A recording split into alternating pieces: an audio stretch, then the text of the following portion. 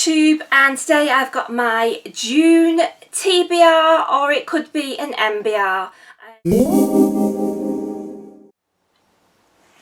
These books may be books that I do read or I might read because I'm very much a mood reader, and so I may get to them, I may not, depending on how I feel. Shelf Slam is going steamingly. June marks the halfway point of our Shelf Slam 2017 year, and I'm really enjoying getting those TBR books down on my shelves.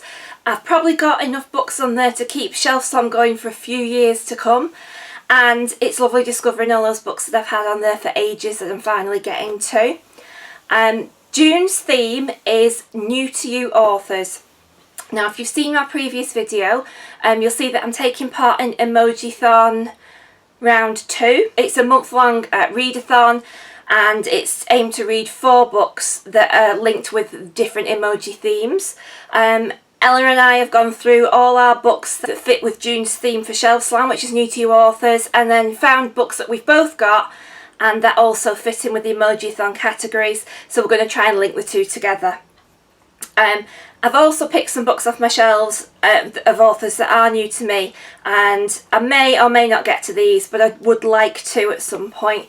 But the ones I've picked are books that I really would like to either read this month or authors that I really should have read by now. And the first one I've got to show you is Half a Yellow Sun by Chimamanda Ngozi Adichie, and I know that she's brilliant. I know her books are supposed to be brilliant. I've had this on my shelf for ages and I've still not read any of her books yet. The next one I've got to show you is the first in the Red Rising trilogy by Pierce Brown, and I've heard nothing but fantastic things about this series as well, but yet still not picked it up. Then I've got Paper Butterflies by Lisa Heathfield. Eleanor keeps nagging me to read this book. She says it's absolutely amazing, so I'm probably just going to have to pick it up and get it over with just so that she's happy. But apparently it's a bit of a tearjerker, so I'm a little bit anxious about going into it. Next, I have got Assassin's Apprentice by Robin Hobb. I've never read any Robin Hobb. I know there are loads and loads and loads of these books in the series, and this is the first one, and people absolutely love it. I have got a mortal fear of long, big books, although this one isn't too bad, but I know once you start on this journey, you've got a lot of reading to do. But yes, I have been planning to get around to Robin Hobb at some point. And the next one is probably, I don't think this is quite such a well-known book. I've never actually seen it anywhere on BookTube, but it's a book that I really fancy reading, and I've had it on my shelves for a while, and it's a little naked hardback, and it's called The Thoughts and Happenings of Wilfrid Price, Purveyor of Superior Funerals, and this is by Wendy Jones, and it's an absolutely little gorgeous book. So I'll just tell you what it says on the back. Everyone has to make decisions about love.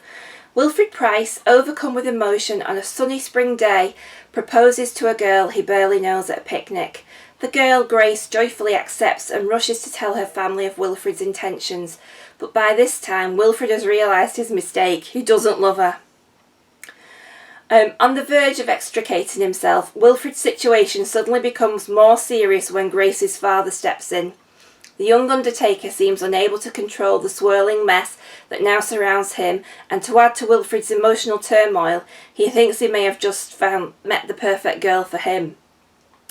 As Wilfrid struggles in an increasingly tangled web of expectation and duty, love and lies, Grace reveals a long-held secret that changes everything.